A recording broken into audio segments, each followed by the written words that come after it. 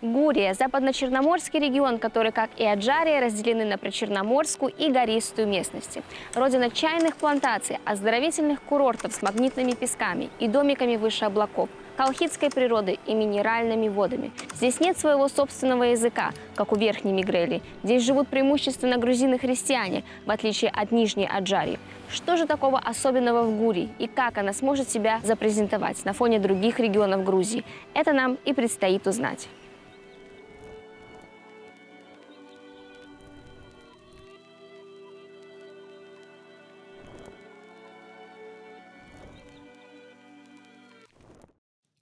Как Александр Казбеги олицетворял собой Хэви, а Важа Пшавела – историческую область Пшави, Надар Думбадзе – детище Гурии.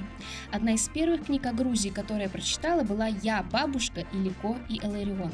Книга о том, как мальчик Зурико растет в окружении бабушки и соседей Илико и Илариона в Гурии, о их приключениях, отношениях друг с другом и многом другом. Так вот, это путешествие я назову «Я, мама, тетя Нина, Катя и брат Артем». И будут у нас свои, не менее интересные приключения.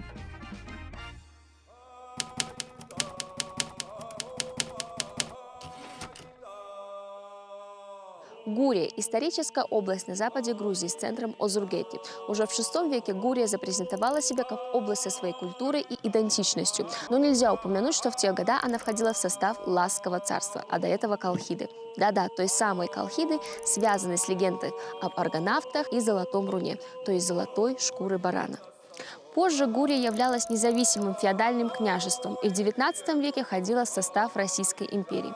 Поверхностно изучив историю Аджарии, стоит отметить, что хоть эти два региона и близки по своей природе и климату, разнит их часть культурно, так как Аджария находилась под более чем 300-летним османским игом, в то время как в Гурии прочно укоренились православные традиции. Даже приход в XIX веке Российской империи не смог до конца вытеснить мусульманские традиции на территории Батумской области, чем разнит современную Аджарию и Гурию между собой. Также стоит добавить еще одну. Сегодня Гурия более сельскохозяйственный регион, в отличие от туристической Аджарии с центром Батуми.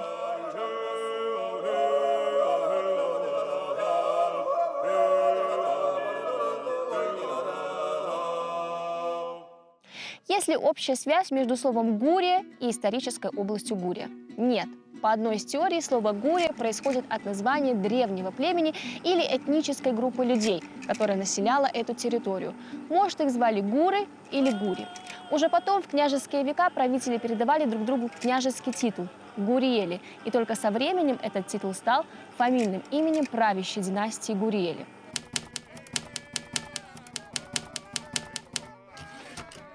Гурийцы – это этническая группа грузин, которая имеет свой диалект. Замечу, не язык, как Свана Мигрела или Лазы, а диалект. Традиционно гурийцы занимались сельским хозяйством, в особенности выращиванием чая, винограда, цитрусовых и табака. Это в советский период. Тут они похожи с аджарцами. А до этого они выращивали кукурузу.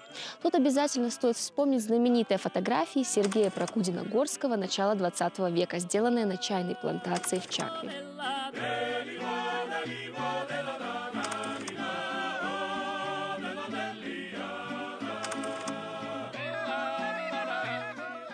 Как и у других субэтнических групп грузин, они имеют отличительные традиционные танцы, песни и полифоническую музыку. Гурийцы – вспыльчивые люди и смелые воины, которые всегда вставали на защиту своей родины от вторжения персов и османов. Но такими словами можно описать почти каждую субэтническую группу грузин. В чем же их уникальность? А если я скажу, что в начале 20 века гурийские крестьяне, то есть мелкая буржуазия, при помощи марксистов создала свою республику, где в голосовании участвовали женщины, а Конституция Французской республики для них это так – Филькина грамота прошлого века. На минуточку, марксисты должны бороться против буржуазии, а не помогать им. Голоса женщин в то время учитывали только 2 страны во всем мире, а Конституция Французской республики до сих пор является конституцией всем конституциям. Вот этот феномен и отличает гурийцев не то что от других грузин, вообще от всех народов остального мира.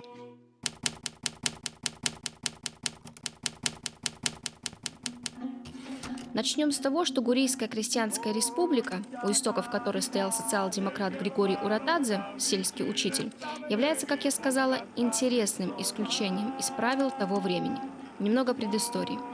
Вторая половина XIX века. Гурия тогда – часть Российской империи, а именно Кутаисской губернии.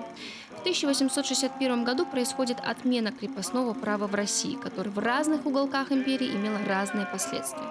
В Гурии крестьянину для удовлетворительного дохода требовалось обрабатывать около 4 десятин земли. По факту имелось только 1,5, из-за чего люди жили бедно и таких уделов им не хватало. Падение урожайности и оптовых цен на кукурузу также стало одной из предпосылок восстания в дальнейшем. В мае 1902 года в селе Нигоити крестьяне, люди хоть и бедные, но для того времени прогрессивные, пошли к грамотному и образованному человеку, который год отучился в Санкт-Петербурге, был социал-демократом, учителем, Григорию Уратадзе, чтобы он помог им сформулировать и написать требования к местным властям, не нарушающих законов того времени. Требования были следующими: бесплатный доступ к пастбищам, уменьшение ренты и отмена церковного сбора драми с пули. Сход во главе Уратадзе завершился традиционной религиозной присягой. Дальше больше. Требования эти перекочевали в другие села Гурии, и в конечном итоге местные землевладельцы пали под натиском крестьян и были вынуждены принять выдвинутые требования. Здесь и заключалась загвоздка. По Марксу революция и перевороты затеваются промышленниками, пролетариатом в крупных городах. Гурия же в начале 20 века – бедный сельскохозяйственный регион, где нет ни одного промышленного предприятия и где проживают почти одни крестьяне. По Марксу – мелкая буржуазия. Поэтому, когда крестьяне пришли за помощью к социал-демократу Уратадзе, тот, конечно, немножко обалдел. Типа, мало того, что вы, бунтовщики, крестьяне, то есть мелкая буржуазия, с которой по Марксу наоборот стоит бороться, хотите увеличить свои земельные наделы, а по Марксу опять же, земля должна быть общей. Мы же помним с вами позже, как появились колхозы. Да вы еще и присягу даете с Библией в руках. Грубо говоря, что вообще не входило ни в какие рамки марксистского атеистического приличия. Поэтому даже местные социал-демократы из Батуми и Кутаиси неохотно шли на поддержку крестьянской инициативы. Но в итоге и они закрыли глаза на главные постулаты Маркса и сказали: а в этом что-то есть. Поэтому в начале 20 века Гурийскую крестьянскую республику по праву можно считать феноменом того времени. Гурийцы-крестьяне, или как их лучше тогда было называть сельскими рабочими, в дальнейшем вдохнули таких свобод, привилегий и прав по сравнению с другими крестьянами Российской империи, что их навряд ли устроила бы даже Конституция Французской Республики, как писал султан Крым-Гирей, кавказский чиновник. Как вообще выглядела жизнь в Озургетском уезде, то есть в Гурии, в те года? Ну, во-первых, распоряжения Российской империи игнорировались и не исполнялись. Во-вторых, гурийцы заменили имперское правосудие и создали свои собственные суды, где одной из мер наказания являлись бойкоты. Что значит бойкот? Это, к примеру, когда даже могильщики отказывались копать могилу для того, кто был подвергнут бойкоту. В-третьих, местной властью объявлялся сельский сход, где решались вопросы, начинающиеся от уплаты налогов до формирования своих воинских отрядов. В голосованиях также участвовали женщины, что было революционно для всего мира. На Земле существовало только 2 страны, где могли голосовать женщины в то время. Это Новая Зеландия и Австралия. В начале 1905 года Гурия еще не была республикой и у нее не было президента, но имелся свой парламент, суд, казначейство и армия. Вообще гурийцы не стремились к полной сепарации от Российской империи, они были не за то, чтобы свергнуть царя и отказаться от защиты русских, ведь рядом находилась соседняя Турция, до которой рукой подать, и покровительство мусульман им было чуждо. Гурийцы даже говорили, что хотят сохранить и сделать русский язык обязательным предметом в школьной программе. Только дайте нам учителей русского языка. Во время революции в ноябре 1905 года повстанцы, заняв почту, телефон, телеграф и разобрав железнодорожные пути, взяли Озургети, избрав президентом батумского социал-демократа Чиквишвили. Однако уже 10 января 1906 года карательной экспедицией под командованием генерала Алихана Аварского восстание было жестоко подавлено, были собраны с крестьян все налоги, которые не были уплачены за время крестьянского народного движения, были сожжены дома, повешены люди и 5000 людей выслали в другие губернии. Республика пала. Скажете вы, все было зря. А нет, ведь после развала Российской империи появилась Грузинская Демократическая Республика, которая использовала опыт Гурийской крестьянской республики, а как мы знаем, грузины помнят этот небольшой глоток свободы и независимости и не забывают его сейчас. Феномен так феномен, правда? Вот у меня вопрос. Откуда у крестьян появились такие идеи? Откуда такая образованность? Гурийские крестьяне по сравнению со своими братьями-грузинами жили побогаче. Школ в Гурии было гораздо больше, причем здесь были даже школы для девочек. Один путешественник во время своего визита на Кавказ отмечал, в Гурии в каждом селе имелась собственная библиотека. И неудивительно, что в 21 веке Национальной парламентской библиотекой Грузии руководил гуриец Георгий Кекелидзе.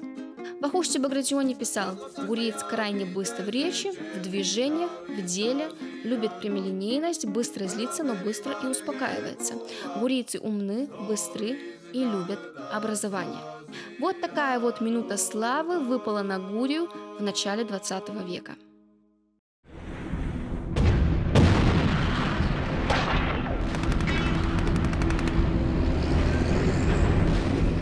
Вторая мировая война идет в самом разгаре. В 1944 году на Лондон и Антверпен падают сотни ракет под названием Фау-2 изобретателя Вернера фон Брауна, одного из основоположников современного ракетостроения и родоначальника ракетного оружия нацистской Германии. В следующем году быстрыми темпами Германию с двух сторон зажимают в тиски. С запада войска США, с востока Красная армия. Вернеру фон Брауну удается попасть в американскую зону оккупации. Его же заместителю по разработке ракетного горючего Эриху фон Андерре везет меньше. Оказавшись в советской зоне оккупации, Эрих фон Андерре, скрывая свое положение и имя, выдавая себя за рядового солдата, попадает в Урекский лагерь для военнопленных в Грузии.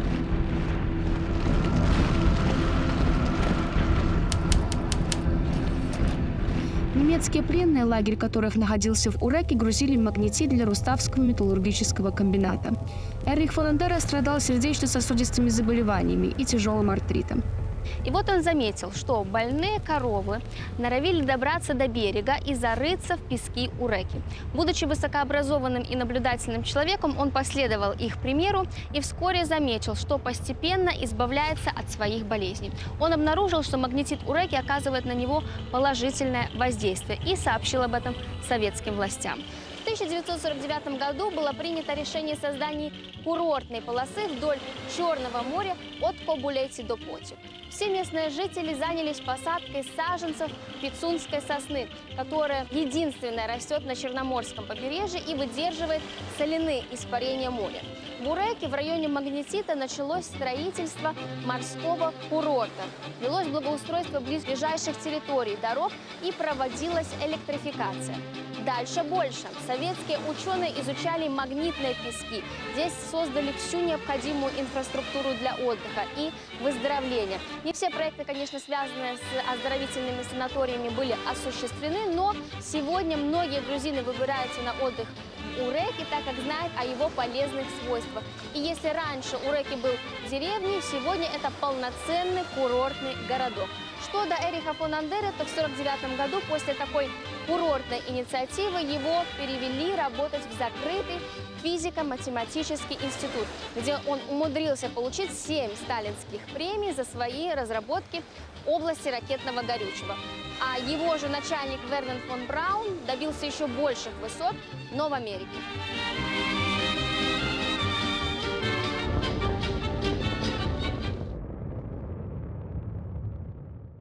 Если Уреки – это популярный черноморский курорт, то Гомес-Мта – не менее популярный горный летний курорт в Гурии. Гомес-Мта, известный как Королевство облаков и туманов, является популярным направлением в солнечной Грузии. В море облаков закат в тумане создает такое захватывающее и незабываемое зрелище, что ни одна камера не сможет передать всех этих красот. И моя камера, как ни старалась, не смогла передать этих красот. Мы ехали на Гомес-Мта, чтобы увидеть вот это, а увидели вот это. Но давайте по порядку. Выехали Выехали мы из Кабулети в обед. Настроение приподнятое, у моря светило солнце, мы вкусно перекусили в ресторане и затарились на рынке.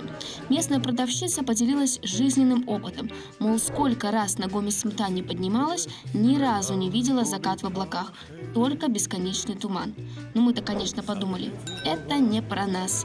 Солнце, небо ясное, какая уж там облачность. Но уже к Озургете нас начало настораживать. Небо темнело, а тучи потихоньку нас накрывали своей пеленой. Едем выше и выше по серпантину, и вот мы уже в царстве облаков и тумана, как в каком-то ужастике. Надежда не покидала нас. Ну, хоть небольшой лучик солнца, да должен показаться. Но нет, мгла только сгущалась, и мы поняли, что погода решила закат показать нам в формате Инстаграм. Ожидание – реальность. Зато тетя Нина у нас настоящий герой. Ротавирус ее подкосил, серпантин доконал, а она стойко держится. Ну, почти. Да еще сестра, которая всю дорогу только над ней и смеялась. Справедливости ради, та даже и не подозревала, что через пару дней уже тетя Нина будет смеяться над ней. А я через пару дней присоединилась к компании. Полетела домой, как герой эпоса, едва живая. Как говорится, хоть ты под стол прячься, если надо, вирус тебя и там найдет. Еле добравшись до ранчо и осмотрев окрестности, мы нашли главную достопримечательность – цветочки. Мы устроили фотосессию, как же без нее. Погружаемся в деревенскую романтику. И тут начинается непогодье такой силы, что я подумала – все, сейчас нас вместе с ранчо и этими шашлыками унесет в небытие. Грохот был такой, что я боялась высунуться из-под одеяла. Говорят, у страха глаза велики, но у нас уши в тот момент были еще больше. Крыша ходила ходуном. Хотя позже утром Артем устроил расследование, и оказалось, что по крыше ляпала вывеска, создавая впечатление урагана Катрин. На следующее утро мы вышли встречать рассвет. Вот это я понимаю. Впервые за всю поездку увидели Гомес Мта при свете дня. Курорт, конечно, особенный. Водопровода нет, инфраструктуры, как в Гудауре или Гадерде, тоже нет. Сплошная деревенская романтика. Вариант для жилья – небольшие лачуги, которые можно снять у самой смотровой площадки. Если соберетесь отдыхать здесь, совет один – берите все с собой, включая оптимизм, веру и надежду. Ну и пару таблеток от укачивания. Мы отдохнули, погрелись на солнышке и узнали, что на Гомес Мта обычно с погодой обстоит следующая ситуация. С самого рассвета до 15:00 ясно, а потом приходят тучи, и под вечер начинается ураганный триллер. Если вам сильно повезет, можно увидеть тот самый потрясающий закат, как в Инстаграме. Но мы его, видимо, оставим для следующего раза. Ну что ж, спасибо Гомес Мта за приключения, а мы отправляемся дальше исследовать Гурию. Следующая глава – Озургети. Столица Гурии Озургети, который с 1934 по 1989 года назывался Махарадзе в честь Филиппа Махарадзе, в сегодняшние дни небольшой провинциальный городок, который славится шпагой Наполеона Бонапарта, гурийским чаем, своим помпезным театром, зелеными скверами, а также гурийскими наездниками, которые покорили Европу и Америку в конце 19-го, начало 20 века.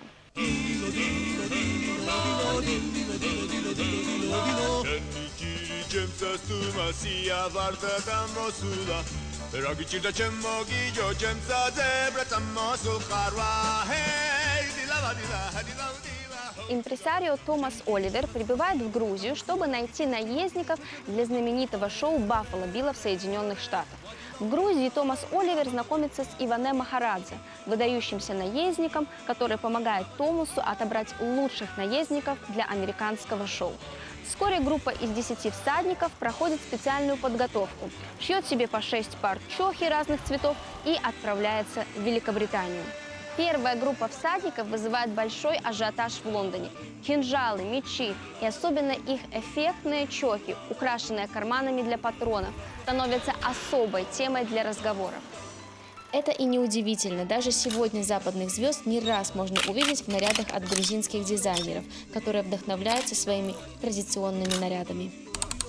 Гурийских наездников тогда называли русскими казаками, потому что тогда Грузия являлась частью Российской империи. И слово «казаки», видимо, было на слуху больше. Сейчас-то мы уже знаем, что не были они никакими казаками, а настоящими грузинскими джигитами. В 1893 году гурийцы отправились в Соединенные Штаты, где они присоединились к шоу Дикого Запада. Гурийцы завоевали широкое признание и оказали значительное влияние на ковбоев.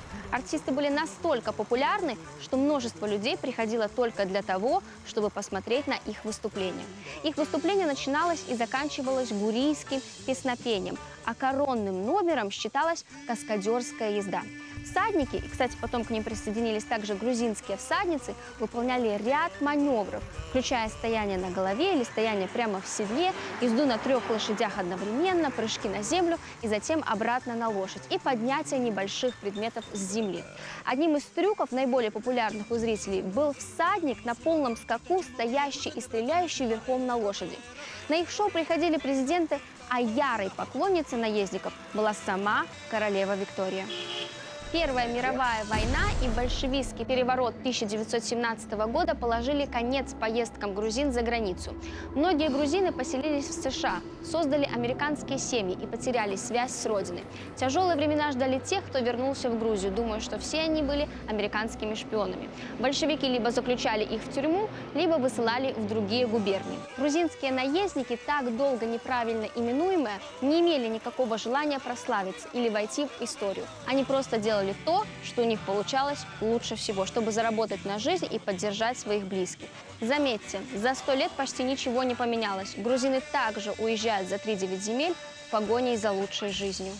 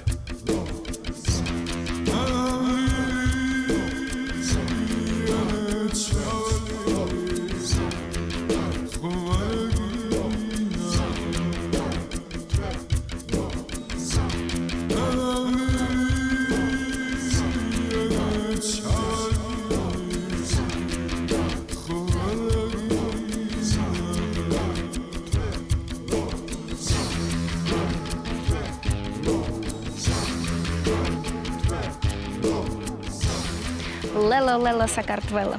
Нет, я не сошла с ума, я кричу речевку фанатов гурийской игры Лело-Бурти в селе Шухути. Точная дата, когда была придумана эта игра, непонятна. Понятна лишь цель и правила игры. 2 команды в день Пасхи должны сразиться за обладание кожаного мяча и попытаться занести его в зачетную зону соперников, обозначенную линией.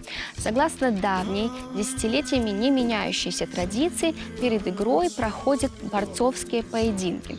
Затем местный священник освящает 16-килограммовый мяч, и ровно в 5 часов по выстрелу из ружья начинается игра. Очень важное отличие от европейского регби – мяч.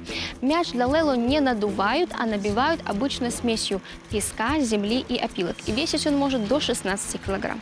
Время опасной игры не ограничено. Бывало, борьба заканчивалась в полчаса, а когда-то и длилась до сумерек. В одни годы обходилось без травм, в другие случалось, кто-то из игроков погибал. После победы одной из сторон мяч несут на местное кладбище к могиле последнего умершего жителя села, где мяч и остается, а команды отправляются праздновать к столам, накрытой каждой половиной села. Причем празднуют все вместе, переходя из верхнего Шухути в нижний и обратно. Если вы окажетесь в Гурии и захотите еще глубже познать эту маленькую историческую область, не забудьте посетить горный поселок Бахмаро, в котором сезон заканчивается 19 августа традиционными скачками. Черноморский пляж Шиквитили и его дендрологический парк. И, конечно, выпейте родной воды гурийцев, знаменитую минеральную воду на Беглаве. Гурия – историческая область, где с альпийской зоны до субтропической можно добраться меньше, чем за час. Оплот грузинской демократии, родина знаменитых грузинских ковбоев и здравница Сакартвело. Гурия предстает как загадочный уголок с древними корнями, уходящими во времена Колхиды и Ласского царства, но при этом сохраняющий свою уникальную идентичность.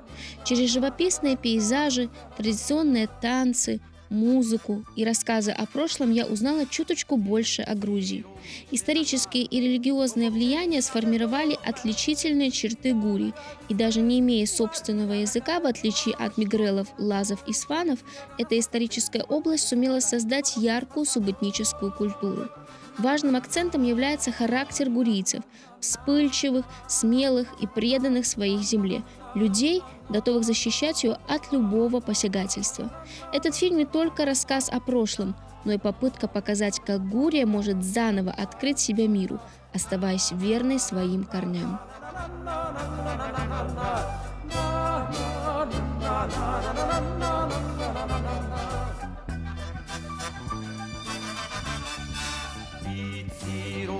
נחל גוגו צ'מיסה בתוך מרתי הרגע גצרס ווארי הרגע בתוך שורי גרינת שמו לשנגת ויגן הספסה צ'מיס תמח מסביז לו בדגיש דבגוץ נספסה דוי נה נה נה נה נה Abasi Mindy.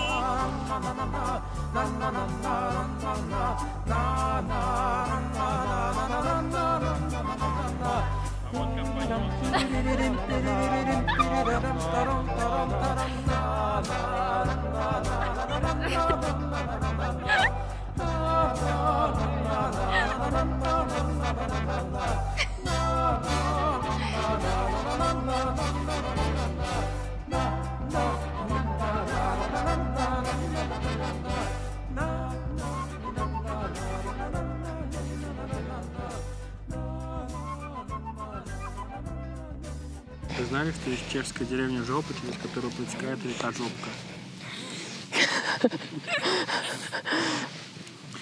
Чел в комментарии пишет: я тоже живу в жопе, не в Чехии.